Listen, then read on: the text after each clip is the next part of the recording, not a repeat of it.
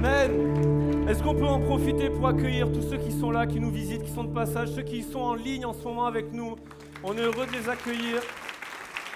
Et pendant que vous regagnez vos places, je remercie aussi l'équipe de louange. Merci pour votre cœur d'adorateur. C'est tellement bon d'être ensemble ce matin. Et je sais ce qui se passe dans la tête de quelques-uns. Vous êtes frustrés, mais vous en faites pas. Le culte n'est pas fini.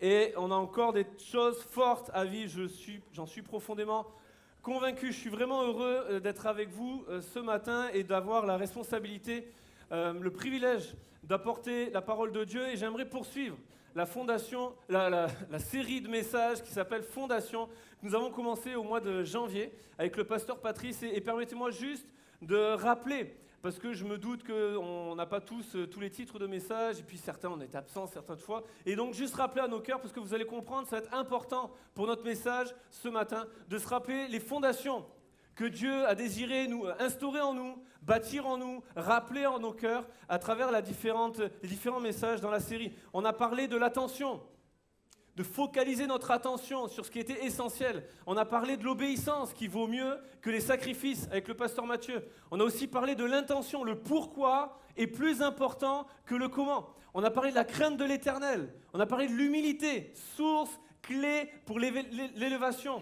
Et puis la semaine dernière, le pasteur Patrice prêchait sur la flexibilité. Heureux ceux qui sont doux, car ils hériteront la terre, ils posséderont la terre, ils auront la terre en héritage. Heureux les flexibles. Ça vous parle tous ces messages? Et j'aimerais ce matin continuer cette série et apporter une clé qui va faire que si on s'en saisit ce matin, cette clé va permettre à tous les messages qui ont précédé et tous ceux à venir que ces messages portent un fruit dans nos vies. Parce que je le crois, lorsque la parole de Dieu se fait entendre, le désir de Dieu, c'est que sa parole porte du fruit dans nos vies.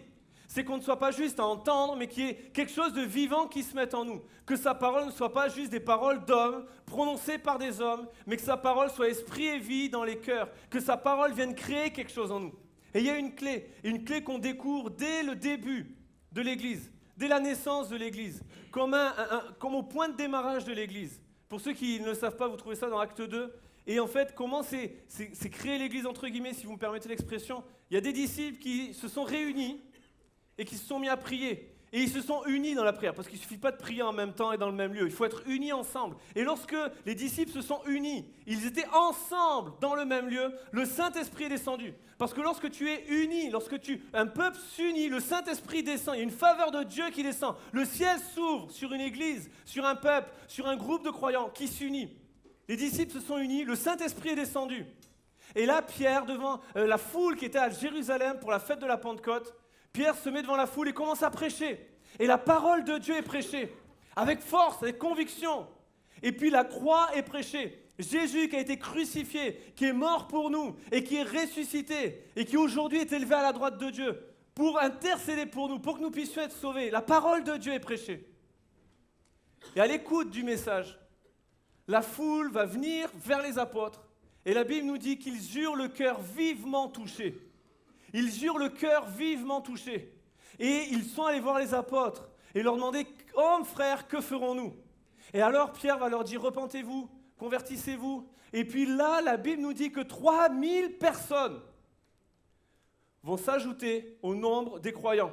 Je ne sais pas s'il y a des prédicateurs dans ce lieu, mais les amis, quand on prêche, je vais être honnête devant vous, un jour, 3000 personnes qui donnent leur cœur à Jésus, les amis, waouh! Il y a plus qu'une story, je vais tout ça sur les réseaux sociaux, j'en sais rien, mais 3000 personnes. Et comprenez, c'est pas de l'orgueil, c'est pas pour dire 3000, mais juste qu'on se rende compte, une prédication, 3000 personnes. Non, vous réalisez pas. Non, vous réalisez pas.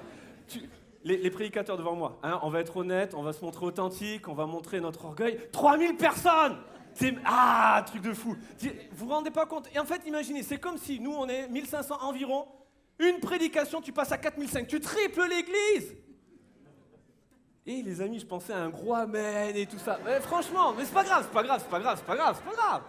Non, après, je pense que vous êtes déjà en mode, ah oui, mais attends, si on est 4500, ça veut dire que la semaine prochaine, il n'y a pas 3 cultes, il y en a au moins 15. Mais ça veut dire que ma place, là, quelqu'un me l'a piqué. Et en fait, c'est ça, une prédication. Et derrière 3000, comprenez, c'est pas le nombre qui est important, même si les nombres sont importants, mais ça veut dire 3000 personnes qui ont changé de vie, qui étaient dans les péchés, qui sont libérés, qui avaient un cœur brisé, qui sont restaurés, qui étaient malades, Ils trouvent la réconciliation, le salut, la liberté, la délivrance en Jésus. 3000. C'est combien de villages en France? C'est 3000 personnes. Mais le point de départ, il est sur le cœur vivant touché. Et quand on lit la suite du Nouveau Testament, on va jusqu'à l'Apocalypse et on voit le Saint-Esprit à travers l'apôtre Jean qui veut écrire aux églises de l'Asie mineure à l'époque, du 1er siècle, et par extension, prophétiquement, aux églises, aux différents temps de l'église, dans l'histoire de l'église. Et à chaque fois, le Saint-Esprit, même pour celles qui avaient des torts et des travers, à chaque fois, le Saint-Esprit va dire qu'il y avait des bonnes choses. Mais à chaque fois, pour celles qui se sont détournées et pour lesquelles le Seigneur va les reprendre, à chaque fois, ce qui revient, c'est que le cœur n'a pas été entretenu. Parce que le défi n'est pas juste d'avoir le cœur touché, mais d'entretenir ce cœur. Proverbe 4, 23. Garde ton cœur plus que toute autre chose. Plus que tes trésors, plus que tes biens matériels, plus que ta femme, ton mari, tes enfants, tes parents, tes frères et sœurs. Garde ton cœur plus que tout le reste. Car de lui viennent les sources de la vie, littéralement les sources du renouveau. Et j'aimerais, c'est le titre de mon message, parler de la source du renouveau. Ce qui va faire que les messages que nous entendons semaine après semaine, jour après jour, vont porter un fruit dans nos vies. C'est que nous allons garder notre cœur plus que tout le reste. Et Jésus l'avait compris. Et littéralement, garde ton cœur, c'est veille, surveille. Prends soin, tiens-le loin des dangers, observe les dangers autour, préserve-le, protège-le. Plus que tout le reste. Parce que de lui viennent, jaillissent les sources, les contours, les extrémités, les dessins, les frontières, les fondations du renouveau. On est dans la série Fondation. Et ce qui fait que tu vas trouver la fondation de ton renouveau, c'est que tu vas garder, préserver, protéger ton cœur. J'ai 4 filles avec mon épouse Laetitia, nous avons 4 filles. Croyez-moi que celui, même à l'école maternelle, rien à cirer, celui qui s'approche de ma fille, il a le défenseur devant lui. On a chanté, il est mon défenseur. Croyez-moi, moi, ça prend son sens quand je pense à mes filles. Je leur mets des coups de pression au petit maternel. C'est méchant, j'avoue, je me confesse devant vous. Vous prierez pour moi, pardon, vous ferez preuve de miséricorde. Mais je vous assure, quelqu'un qui vient embêter mes filles, je suis là à la sortie. Direct, mais bam. Alors comme ça, tu parles. Non, bref, c'est plus le message. Faut que je revienne dans mon message. Et donc, garde-le, protège-le, plus que tout le reste. Je dois garder mon cœur plus que mes filles, protéger plus que tout le reste.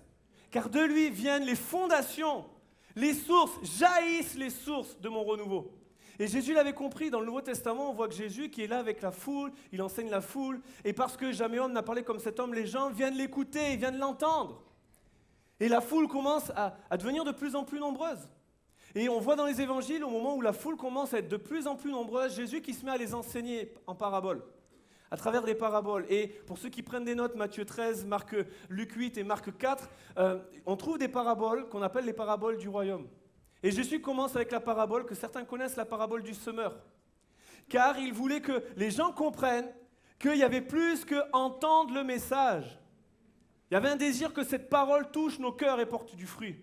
Et du coup, mon premier point, c'est le suivant. Plus que d'entendre, c'est la disposition de mon cœur qui fait la différence dans ma vie. Plus que d'entendre le message ce matin, c'est la disposition de ton cœur quand tu l'écoutes qui va faire la différence. On le sait, oublions juste un instant, la Bible, on le sait dans la vie quotidienne de tous les jours.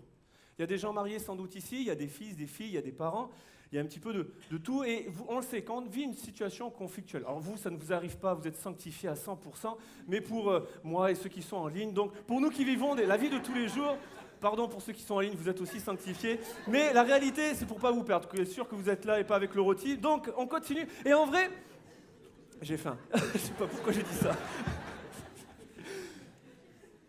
Je reviens sur mon message. On le sait dans la vie quotidienne, quand on vit une situation conflictuelle, ce qui fait que tu vas te réconcilier, c'est la disposition de ton cœur, plus que tout ce que tu vas dire. Tu peux y aller en mode « mais je t'aime ma chérie »,« mais j'ai raison »,« je t'aime mon amour »,« mais j'ai raison ». Peu importe ce que tu vas dire, la disposition de ton cœur va amener ou pas la réconciliation possible. On le sait ça. Et nous, avec Laetitia, nous avons 4 filles. Il y a une fille, elle est remarquable. Quand elle a décidé de ne pas t'écouter et de t'ignorer, championne du monde, mais toutes catégories confondues. Je ne dirai pas son nom, je veux quand même qu'elle garde un petit anonymat, vous allez la croiser tout à l'heure. Donc, le week-end dernier, j'étais sur Mulhouse, Laetitia et les filles viennent me chercher à l'aéroport, je descends de l'avion, je monte dans la voiture, et là, cette jeune fille m'a rapidement fait comprendre que j'étais absent depuis 2 jours. Elle ne voulait pas me parler. Et moi, vous me connaissez, c'est pas possible. Donc j'ai cherché à lui parler, à décrocher un sourire. J'ai fait tout ce que je pouvais dans la voiture pour décrocher le sourire. Elle m'a ignoré, parce que la disposition de son cœur, c'était « tu vas me le payer, tu n'étais pas là pendant 2 jours ». Et le summum, c'est quand elle te regarde, impassible, aucune expression. Et là, tu fais ce que tu veux, elle t'ignore. J'ai pas réussi. C'est la première fois que ça m'est arrivé. J'ai pas réussi à lui décrocher un sourire parce que pourtant j'ai fait tout ce qu'il fallait, je l'ai rempli d'amour, machin, mais non. Parce qu'en fait, plus que d'entendre, c'est la disposition de ton cœur qui fait la différence. Dans n'importe quelle situation. Et c'est pareil avec la parole de Dieu. C'est tout le paradoxe et le combat et la lutte intérieure qui se passe en ce moment avec moi. Alors que tout le monde entend le même message, et dimanche après dimanche, alors que tout le monde entend le même message, il n'a pas les mêmes fruits et les mêmes répercussions dans nos vies. Pourquoi ? Parce que ce n'est pas juste d'entendre, sinon ça se saurait. Et on prêcherait qu'une fois dans notre vie sur tous les sujets. On n'aurait pas besoin de rappeler ces choses. Et même Paul va dire, je vous les rappelle car cela est salutaire. On en a besoin. Donc il ne suffit pas d'entendre pour que ça fonctionne et que ça porte du fruit. C'est la disposition du cœur. Et Jésus le savait, il y avait une foule qui commençait à s'amasser. Et les gens, ils veulent l'entendre. Alors Jésus leur donne la parabole du semeur. Et il leur parle du semeur qui sortit pour semer sa semence. Et la semence est tombée sur plusieurs terrains. Et là, il parle avec la foule, et puis après, les disciples viennent le voir, ils disent hey, « Qu'est-ce que tu as voulu dire? On n'a pas compris ta parabole, on n'a pas compris le sens. » Et là, Jésus va leur dire, la semence, c'est la parole de Dieu. Et puis les terrains, c'est les cœurs des gens. Et il explique la parabole. Et en fait, il leur montre... qu'est-ce qui ne fonctionne pas sur certains terrains? Il y a 4 terrains. Et j'imagine Jésus qui est là sur les terres d'Israël et il regarde ce qu'il y a autour et il prend les différents terrains qu'il voit, il en voit 4, il en nomme 4. Il y a le long du chemin, il y a le sol rocailleux et il y a parmi les ronces et les épines et la bonne terre. Et Jésus leur explique pourquoi ça n'a pas fonctionné sur ces terrains-là. Et en fait, ce que j'ai trouvé... Je la connaissais, qu'on s'entende bien, je la connaissais la parabole du semeur. J'ai déjà prêché sur la parabole du semeur. Mais quand je l'ai épluché, que je suis allé au fond de tout ce que je pouvais trouver cette semaine, j'étais tellement interpellé. Vraiment, il faut réaliser ça, de me rendre compte que ce qui ne fonctionnait pas dans les mauvais terrains, c'était exactement les fondations qu'on était en train de poser depuis le premier dimanche de janvier à l'église Momentum. Tellement interpellé de me dire qu'au-delà de messages inspirés, Dieu a tout rassemblé pour nous dire, c'est ça qui fait que tu es une bonne terre. Jésus nomme plusieurs terrains, et le long du chemin, le problème, donc je rappelle Matthieu 13, Marc 4 et Luc 8, c'est que lorsque celui qui est le long du chemin, c'est le cœur qui entend, mais qui ne comprend pas. Et littéralement, il n'adapte pas sa perception, manque de flexibilité. Il ne fait pas converger les choses pour une obéissance. Et Luc dit, à cause de ça, le diable vient pour empêcher de croire et d'être sauvé. Et littéralement, c'est la notion que la crainte ne puisse pas prendre forme. Ça commence à prendre sens, les messages de fondation. Le sol rocailleux, le problème, c'est qu'on ne laisse pas prendre racine. Et littéralement, c'est trouver de la profondeur, trouver des choses qu'il va falloir déterrer et amener une obéissance. Et à cause de cela, quand l'épreuve survient, la foi est passagère et la personne qui est semblable au sol rocailleux, eh bien, il est inconstant, il abandonne. Et littéralement, ce n'est pas la pensée qu'on s'en fait, c'est la notion de « il devient rebelle et il s'excite à la révolte ». Un manque d'humilité, les intentions qui changent. La parole de Dieu me plaît au début, très bien, mais quand elle ne me plaît plus, ah non, non, non, non. Parmi les ronces, le problème, c'est que ça ne porte pas du fruit, parce que étouffé par les soucis, et écoutez, l'attrait trompeur, l'attention des richesses de ce monde. Et lorsque on veut qu'il y ait une bonne terre et que ça porte du fruit, les 3 évangiles nous disent que c'est celui qui entend et qui comprend. Il adapte la perception. Il accueille, il reçoit, il s'accapare, il s'en empare. Il ne se contente pas d'entendre le message, il veut le vivre. C'est cool ce qu'il y a dans la parole de Dieu, mais moi, je veux le vivre. Moi, comment tu le rends pratique pour ma vie? Comment demain je fais de cette parole que j'entends, qui est géniale, mais comment? Ouais, Moïse, il a ouvert la mer en 2. Et très bien, mais moi, demain, à mon travail, je fais quoi avec? Et en fait, comment je m'accapare la parole de Dieu? Comment je me l'approprie à ma propre vie. Et dans la notion de comprendre, d'adapter sa perception, dans le grec, le Nouveau Testament a été écrit en grec, dans le mot grec, il y a la notion de combat qui ressort. Parce que j'aimerais vous le dire, il y a une notion de combat avec la parole de Dieu. Pourquoi ? Parce que le diable sait combien la parole de Dieu elle est puissante. Le diable sait qu'un seul mot de la part de Jésus suffit pour qu'un corps malade soit guéri. Un seul mot suffit pour que Lazare sorte d'entre les morts. Un seul mot suffit pour qu'un cœur brisé soit restauré. Un seul mot, une parole. Dès le départ, au tout début de la création, Dieu dit que la lumière soit et la lumière fut. Un mot, 3, 4, un mot suffit pour créer. La parole est créatrice, elle est là depuis le démarrage, depuis le début. Et le diable sait que lorsque Dieu parle, la chose arrive. Il appelle les choses qui n'existent pas à l'existence et elles sont. Alors j'aimerais te dire, quand tu veux être une bonne terre, tu permets à Dieu de dire un mot et que la chose arrive dans ta vie. Mais pour cela, il faut vouloir se l'emparer. Il faut vouloir se l'accaparer. Comme ça vient ma propriété, je veux que ce soit à moi. Je veux que ce soit une parole pour moi. Et la notion de combat, elle ressort. Sinon, le diable n'aurait pas essayé de tuer Jésus, la parole faite chair. Mais gloire à Dieu, Jésus est ressuscité. Pour que sa parole puisse être encore semée dans nos vies. Elle, cette semence devient incorruptible, je vais y revenir, mais la parole de Dieu, lorsque notre cœur est vivement touché, que ferons-nous ? Mais convertissez-vous. Et là, l'église démarre, des gens rejoignent des groupes maisons, commencent à s'activer, et l'église prend son essor. Parce que le cœur a été entretenu. Lorsque la parole de Dieu tombe dans une bonne terre, elle donne à tous ceux qui l'ont reçue, elle donne le pouvoir de devenir enfants de Dieu. Et le défi va être de veiller sur notre cœur. Maintenant, j'aimerais m'adresser aux parents, aux prédicateurs, aux leaders, aux gens qui sont dans ce lieu et qui sèment la parole dans le cœur d'autres personnes. J'aimerais vous dire, ne vous découragez pas si vous ne voyez pas le fruit. Ne vous découragez pas si vous semez sans voir le fruit. Continuez de semer. Notre responsabilité, c'est de semer la parole. Notre responsabilité en tant que parents, c'est de semer dans le cœur de nos enfants. Notre responsabilité en tant que leader, c'est de semer dans la vie de l'Église, dans la vie des gens. Notre responsabilité en tant que chrétien, c'est de semer dans le monde qui nous entoure. Mais ne vous découragez pas si vous ne voyez pas le fruit. Ce point-là ne devait pas être dans mon message, mais alors que je priais vendredi matin pour ce week-end, c'est venu me frapper et c'était comme si je voyais des gens ici dans ce lieu, dans certaines parties de leur maison, en train de prier, en train de semer et de se dire « mais je vais lâcher prise ». Et je te dis, ne te décourage pas.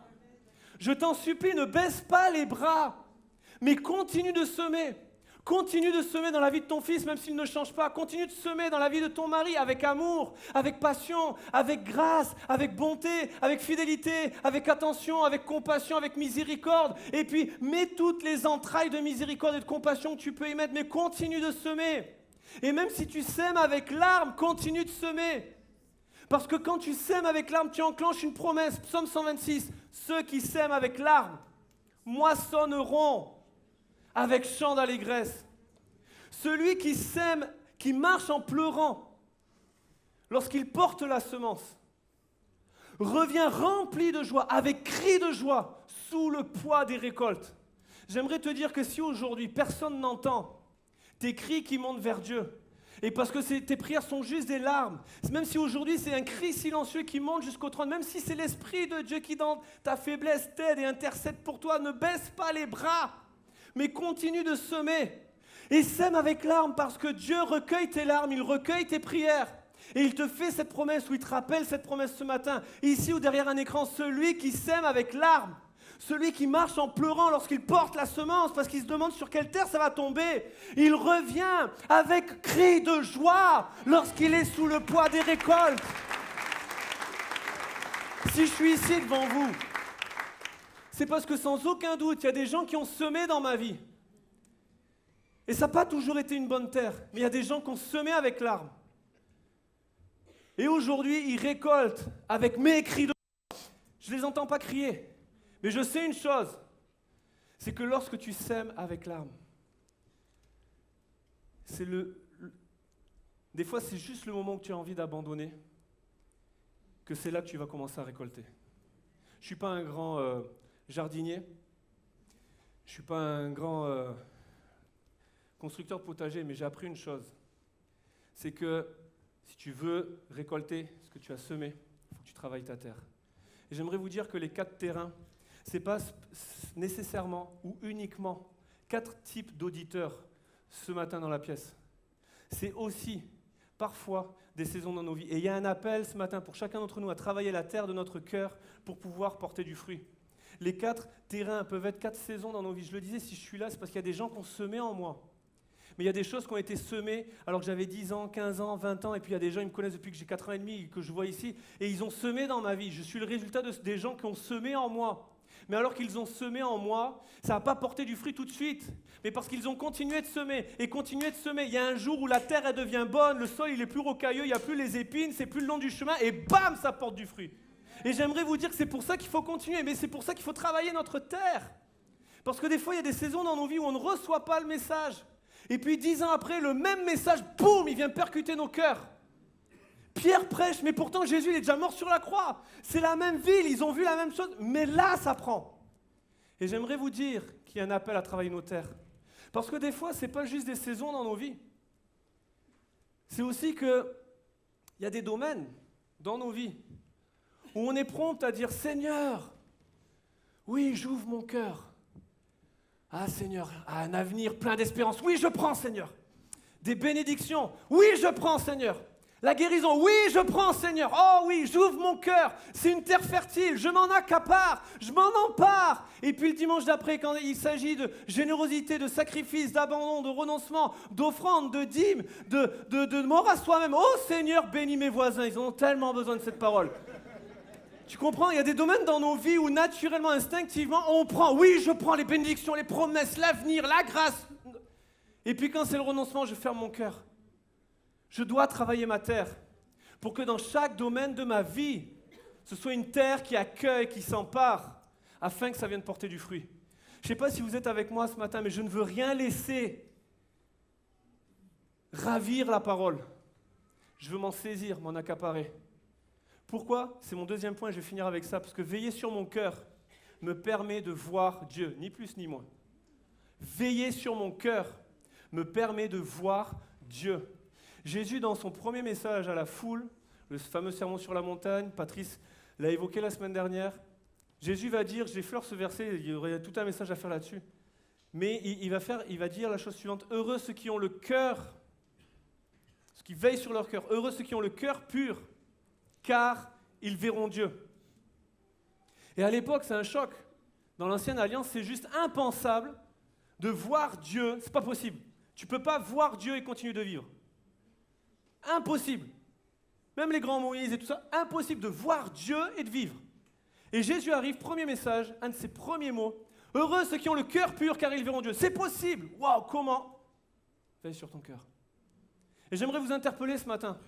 Lorsque tu pries, tu peux voir Dieu à l'œuvre. Tu peux voir sa main agir dans ta vie. Mais lorsque tu entretiens ton cœur, tu peux le voir totalement. Tu vois tout le reste du corps.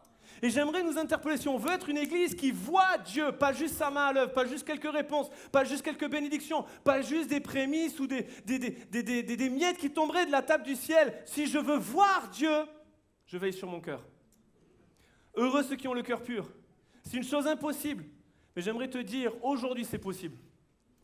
Aujourd'hui il y a quelque chose qui peut changer. Aujourd'hui tu peux voir Dieu dans ta vie, dans ta situation, dans ton besoin. Tu peux le voir dès lors que tu veilles sur ton cœur, que tu t'accapares cette parole ce matin. Et j'aimerais prendre quelques secondes pour parler de 2 hommes. Un qui a veillé sur son cœur et un qui n'a pas veillé sur son cœur. Le roi Saül n'a pas su garder son cœur. Et son successeur sur le trône, le roi David, a veillé sur son cœur, l'homme selon le cœur de Dieu. Mais Saül n'a pas su veiller sur son cœur, au point que lorsqu'il va mourir, et que David va composer un cantique en mémoire de la vie de Saül, David va poser cette question, comment des héros sont-ils tombés? Comment des héros sont-ils tombés? Et David pose la question, et cette question m'est revenue au mois de juillet de l'année dernière. Au mois de juillet de l'année dernière, j'avais un calcul rénal et j'ai eu une colique néphrétique. Pour ceux qui ont déjà vécu ça, vous savez, c'est violent, c'est très, très, très douloureux. J'ai jamais eu aussi mal de ma vie. Vous voyez, je suis quand même une belle carcasse. Et pourtant, j'étais plié en deux, je me tordais. C'était vraiment violent, violent, violent. Et il paraît, on m'a dit ça, mais il paraît que c'est semblable, c'est aussi proche que les douleurs des contractions. Alors, j'ai pas été vérifier les douleurs des contractions, mais du coup, ça m'a rempli d'admiration pour mon épouse qui a accouché 4 fois, voyez-vous. Et donc, l'idée, ne venez pas me voir à la fin. Non, je pense que c'est plus violent. On va pas comparer, les amis. J'ai pas envie de ressouffrir déjà. Donc, au mois de juillet, j'ai cette colique et je suis plié en deux. J'ai mal. Et donc, je vais aux urgences. Et là, quand ça se passe, il est 22h, un truc comme ça, tu te poses pas la question de comment t'es habillé. Tu vas aux urgences, point. Faut juste être habillé. Mais je suis allé aux urgences. Et là, alors que j'étais sur mon lit, que j'attendais aux urgences, que les gens ils viennent, puis que j'ai juste un truc pour me calmer la douleur. Tu vois, j'attendais juste ça, puis 1 heure, 2 heures. Et puis là, les aides-soignants, les infirmières, les docteurs, ils venaient me voir et puis ils me regardaient, ils faisaient... Ils rigolaient, je comprenais pas. Et puis en fait, à un moment donné, je me regarde, et là, voyez-vous, j'avais un t-shirt avec dessus un gros S de Superman. Et là, ils venaient me voir et c'était en mode « Alors Superman, il est pas invincible !» Alors tes super pouvoirs, ouais, fais le malin, t'as de la chance que je peux pas me lever. Et du coup, cette phrase m'est revenue. Comment un héros est-il tombé? Ah ben c'est simple. Un petit caillou un peu plus d'1 centimètre. Pour ceux qui ont déjà eu un calcul rénal, vous savez que c'est un beau calcul et que le gars qui est face à vous aime les mathématiques. Plus d'1 centimètre. Et en fait, c'est très douloureux quand il veut se mettre dans un petit tuyau qui fait moins d'un demi-centimètre. Vous voyez les proportions? Et donc, là, j'avais mal. Et en fait, à la base, je veux dire, je me flatte pas, mais voilà, il y a de la carcasse. Il y a de la masse. J'ai pas dit musculaire, venez pas me chercher après. Il y a de la masse. Et on fera pas le taux d'indice de masse graisseuse et compagnie. Il y a de la masse, mais un truc d'1 centimètre pour la carcasse que je suis te plie en deux, mon ami. Te tord de douleur.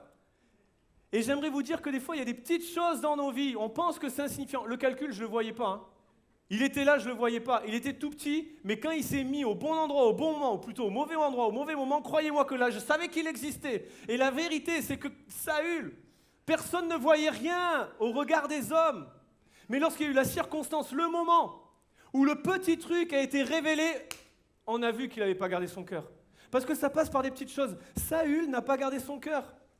Qu'est-ce que devait faire Saül? Il devait attendre le prophète. 1 Samuel 15, pour ceux qui prennent des notes, il devait attendre le prophète Samuel pour que Samuel vienne offrir le sacrifice.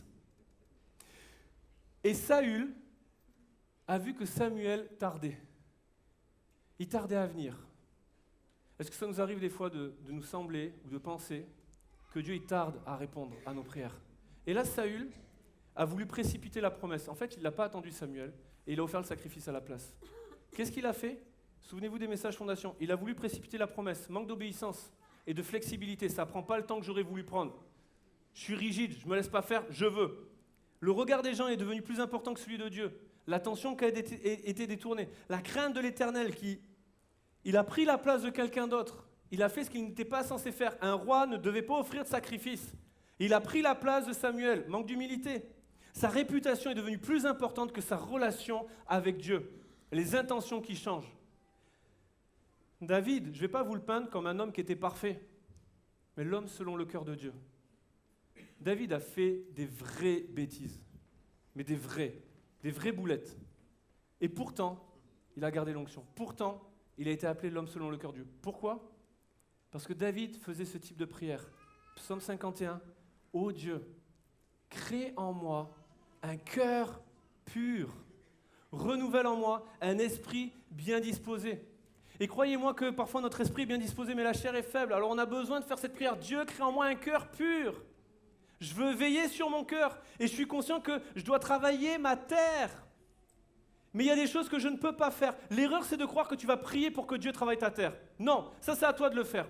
Je le disais à 9h30, c'est une fulgurance qui m'est venue pendant le message, qui n'est pas du tout dans mes notes, et qui me revient à l'instant, c'est que beaucoup font l'erreur de travailler fort pour des choses que tu obtiens que par la prière, et beaucoup de gens font l'erreur de prier fort pour des choses que tu obtiens que par le travail. Ouais, j'ai vu que j'en ai perdu, je la refais. Beaucoup travaillent fort pour des choses que tu obtiens que par la prière. Et beaucoup de gens prient fort pour des choses que tu obtiens que par le travail. La terre qui doit être fertile, c'est par le travail. Travaille ta terre. C'est pas Dieu qui va le faire. Par contre, Dieu va semer. Et si tu as travaillé ta terre, la terre peut porter du fruit. Mais il y a des choses, je suis conscient, on n'y arrive pas par nous-mêmes. Notre esprit est bien disposé, la chair est faible, on n'y arrive pas, ou on a échoué. Alors tu as besoin, comme David, de venir à Dieu et de dire « Seigneur, crée en moi un cœur pur, renouvelle en moi un esprit bien disposé. » Et il y a tellement de choses, des petites choses qui peuvent se glisser dans nos vies. Et être un obstacle, être un danger, des compromis, une légèreté dans nos relations avec les autres, dans notre relation avec Dieu. Des petits liens, addictions qui nous semblent moins embêtantes que d'autres et qu'on garde. Des petits péchés cachés. De l'impatience vis-à-vis d'un projet. On veut prendre la place de Dieu, aller plus vite que lui, prendre des raccourcis. Tellement de choses qui semblent petites, qui sont infimes, mais qui ont des conséquences tellement larges. Et il y a un appel à veiller sur notre cœur parce que ça nous permet de voir Dieu. David était un homme qui priait pour avoir un cœur pur. C'était l'homme selon le cœur de Dieu. Et il avait compris une chose, c'est que ça se passe dans la présence de Dieu. David, dans le même psaume 51, ce psaume 51, il l'a composé après avoir fait une des plus grosses bêtises de toute sa vie. Et il va dire, crée en moi un cœur pur. Ne me retire pas ton esprit. J'ai besoin de toi, j'ai désespérément besoin de toi.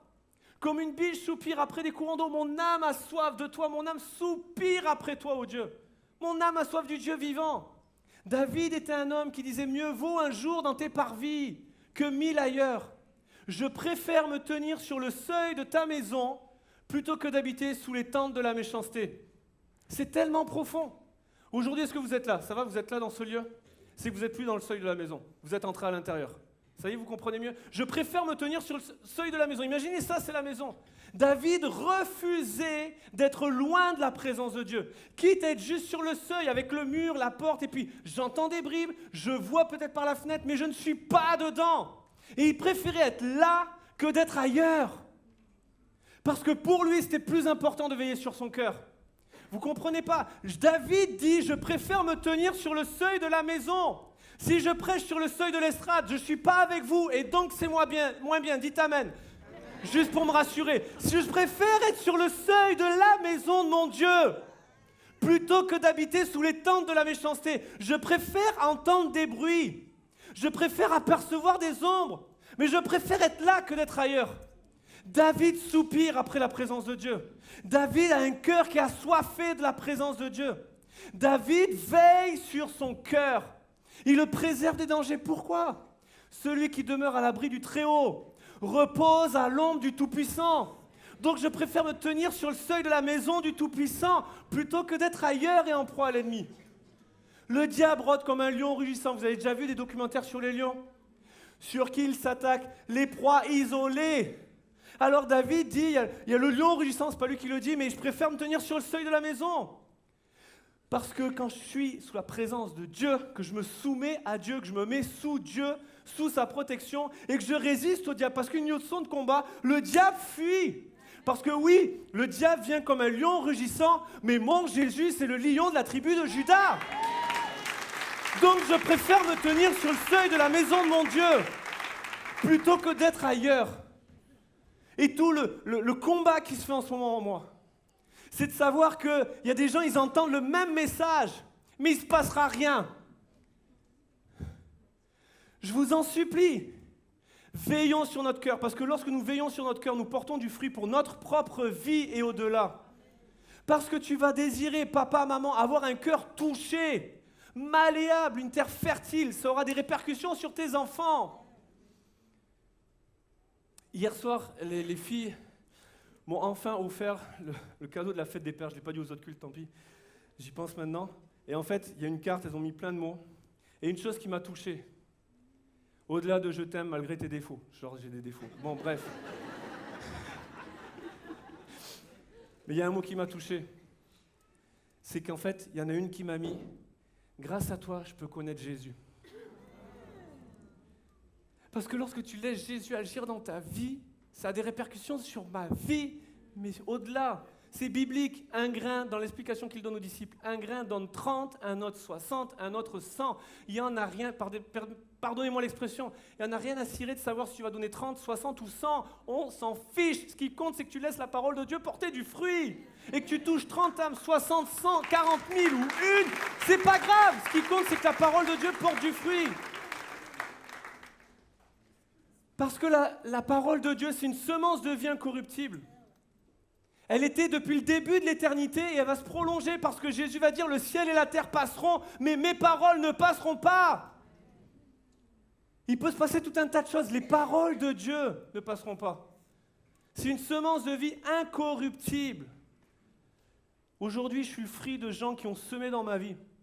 Et une des personnes qui a semé dans ma vie, c'est ma grand-mère, qui a prié alors qu'elle s'est convertie pour que dans la famille, ses enfants ou ses petits-enfants, il y ait quelqu'un qui serve Dieu, qui réponde à l'appel de Dieu, qui consacre sa vie à Dieu. Quand elle est morte, j'avais 2 ans. C'est pas écrit sur mon front du petit gamin de 2 ans que je vais être pasteur, que je vais être l'exaucement de sa prière ou l'un des exaucements de sa prière.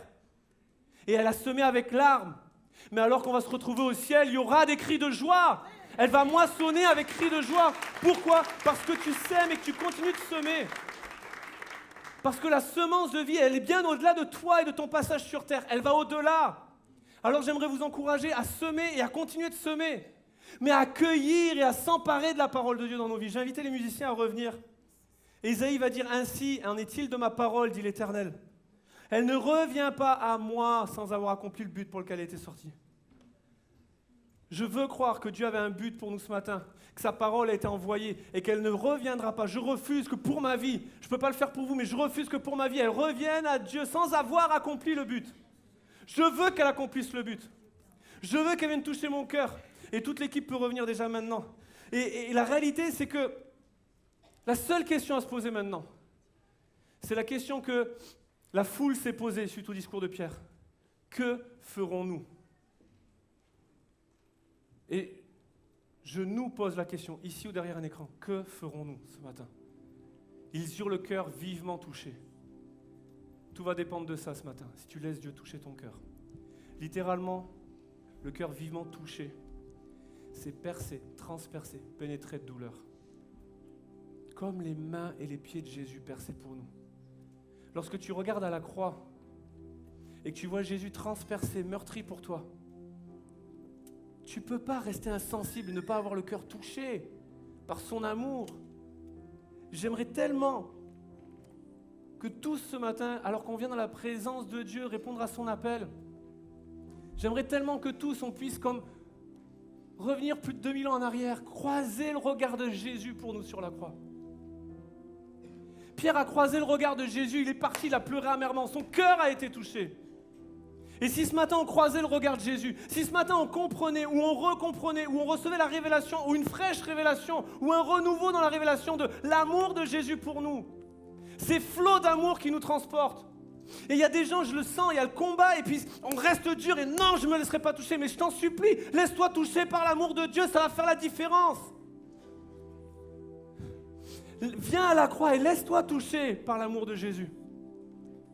Ils eurent le cœur transpercé, pénétré de douleur. Et l'Église va démarrer. C'est le point de départ de chacune de nos vies, de chacune de nos fondations. Qu'est-ce que je vais faire ? Je vais avoir le cœur vivement touché. Alors qu'il y a quelques semaines en arrière, quelques mois en arrière, je faisais partie du voyage missionnaire en Inde et au Bangladesh. Quand on arrivait à Mumbai et qu'on est sorti de l'aéroport, j'ai eu une expression qui est venue de suite, sans trop comprendre pourquoi, et qui m'a poursuivi pendant tout le séjour. Ils eurent le cœur vivement touché. Et cette expression ne m'a pas quitté depuis le début octobre, et que je suis là devant vous. Ils eurent le cœur vivement touché. Et pendant tout le séjour, de croiser le regard de certains enfants dans le coin des rues, dans les slums et les bidonvilles de Mumbai, dans une maison qui accueille des jeunes filles issues du trafic humain, dans les slums de Dhaka, dans le Red District où il y a tout le réseau de prostitution, de croiser le regard des petits-enfants, de croiser le regard de certaines femmes, de certains hommes, le cœur vivement touché, transpercé. Et si on a pu faire des choses incroyables, c'est parce que sur place, il y a des gens incroyables qui ont le cœur vivement touché pour ces gens-là. Des gens qui partent du sud de l'Inde, qui parlent une autre langue, qui vont à Mumbai sans savoir pourquoi, parce qu'ils ont le cœur touché pour la ville. Et là, ils apprennent une langue, ils quittent tout, et ils font des choses incroyables, jour après jour, sans jamais un applaudissement, une reconnaissance, mais ils font le travail parce qu'ils ont le cœur vivant touché. Et les moments les plus puissants de ma vie, les plus fervents, les plus intenses dans la louange que j'ai vécu, j'en ai vécu ici des intenses, croyez-moi. mais parmi les plus intenses, c'est chaque fois que je suis en mission avec ces gens-là, et qu'avec juste une guitare, dans un coin paumé de la campagne, tu es là assis par terre avec une dizaine de filles qui viennent de tout horizon et que tu entends cette maman, pasteur, qui chante avec ferveur, avec intensité, le cœur vivement touché. Et parce que tu as le cœur vivement touché, il y a quelque chose qui se passe, les amis. Tu es en face de la croix, tu ne loues pas de la même façon. Tu n'offres pas de l'adoration, tu offres un cœur d'adorateur. Tu n'offres pas un service à Dieu. Tu comprends le privilège que tu as de bâtir l'œuvre de Dieu avec lui. Il y a tout qui change, l'intention, l'attention, tout ce que tu veux. Mais il y a un cœur vivement touché au point de départ. Un gamin de 15 ans qui est capable d'organiser un camp d'enfants de plus de 100 enfants. Parce qu'il y a un cœur vivement touché. Et quand tu te mets derrière un rideau en train de te déguiser, que tu pries juste avant que ça démarre, il y a une ferveur dans la prière, les amis. Il y a une intensité. Et tu te dis, mais il ne connaît pas le même Jésus que moi, c'est pas possible. Son cœur est touché. Pourquoi le mien l'est plus? Et j'aimerais vous dire, c'est quoi notre terre? Qu'est-ce que je vais vouloir? Moi, je veux que la terre va être fertile. Que lorsque Jésus va semer, peu importe la parole, que ça vienne porter du fruit. Alors je vais vous inviter à vous lever, à vous tenir debout là où vous êtes, simplement. Et on va aller à la croix. On va aller à la croix ce matin, on va se rappeler à travers un chant qui sera plus qu'un chant, qui sera une prière, une déclaration, une proclamation ce matin. Tes mains, lorsque je songe à l'infâme croix, où Jésus, tu as été blessé, meurtri pour moi. Tes mains et tes pieds ont été percés. Je veux que tu viennes toucher mon cœur. Je veux que tu viennes m'aider à ne pas baisser les bras. Là où vous êtes, alors qu'on a la tête baissée, les yeux fermés. Tous ceux qui veulent être touchés par Jésus ce matin. Par son amour, par son regard. Là où vous êtes, j'irai très vite dans mon appel. Juste là où vous êtes, vous quittez vos rangées, vous venez sur le devant. Juste là où vous êtes, sortez des allées et venez répondre à cet appel. Et en le faisant, c'est simple, c'est votre prière. Les quelques pas que vous allez faire pour venir sur le devant, c'est Jésus, touche mon cœur. Je ne veux pas partir comme je suis venu. Puis approchez-vous un maximum sur le devant, parce qu'il y aura du monde derrière vous, donc vraiment mettez-vous au bord de l'estrade. Pour que les gens ne puissent pas rester dans les allées, puis il y aura sûrement encore des gens dans les allées. Seigneur Jésus, je te prie pour chaque personne qui s'approche. Je prie que tes flots d'amour soient déversés sur nos vies. Je prie pour qu'au-delà des messages, ce soit une parole qui esprit et vie dans les cœurs, dans le nom de Jésus. Viens toucher nos cœurs comme si c'était la première fois. Donne-nous d'oublier tout ce qui se passe autour et donne-nous de nous focaliser sur l'œuvre de la croix, sur ton amour pour nous. Que nos cœurs soient vivement touchés par ta présence ce matin, afin d'accomplir tes plans. Viens amener la source de notre renouveau. Viens renouveler des vies, viens rafraîchir des vies. Viens te révéler dans des vies s'il y a des cœurs qui ne te connaissaient pas, qui puissent se donner à toi. Et si tu veux donner ton cœur à Jésus, tu peux aussi venir sur le devant, cet appel est pour toi. Si tu veux revenir à Jésus alors que tu t'es éloigné pendant des années, c'est le moment de s'approcher et de laisser Jésus toucher ton cœur. Si tu veux le faire pour quelqu'un d'autre, eh bien viens avec ta prière et laisse Jésus toucher ton cœur afin que tu puisses continuer de semer. Et alors qu'on va le déclarer avec l'équipe de louange que je vais quitter la scène, je veux qu'on puisse vivre ce temps de manière intense. Seigneur Jésus, touche mon cœur. Seigneur Jésus, commence à élever la voix. Commence à le déclarer, touche mon cœur, touche ma vie. Saint-Esprit, descends sur ma vie. Viens transpercer mon cœur par ton amour. Que mes yeux croisent ton regard. Comme tes mains et tes pieds ont été percés. Viens toucher mon cœur, Jésus. Oh Seigneur, on le chante ensemble. Songe à l'infâme croix où Jésus fut meurtri pour moi. Je vois ses mains, ses pieds percés, mon sauveur au bois attaché. Son corps lié, de larmes trempées dans le tombeau fut déposé, l'entrée scellée d'une lourde pierre, le Messie seul fut délaissé.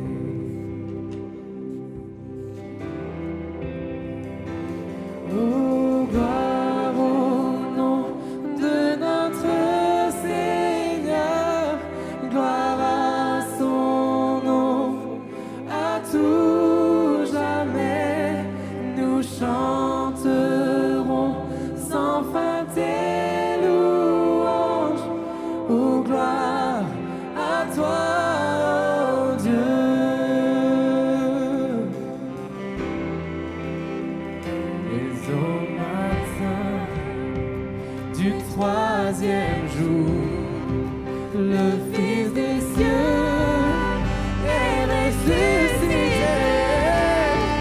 La mort n'est plus,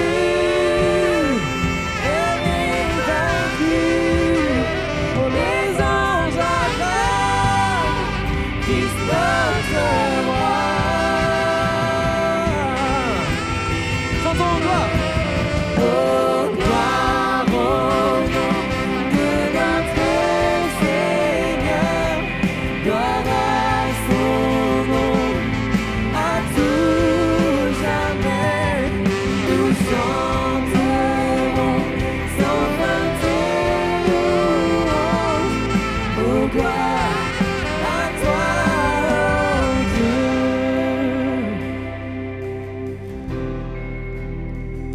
Il reviendra de blanc vêtu pour percer la nuit de notre Jésus, et je serai parmi les saints, captivé par sa gloire sans fin. On va chanter encore une fois. Il reviendra. Il reviendra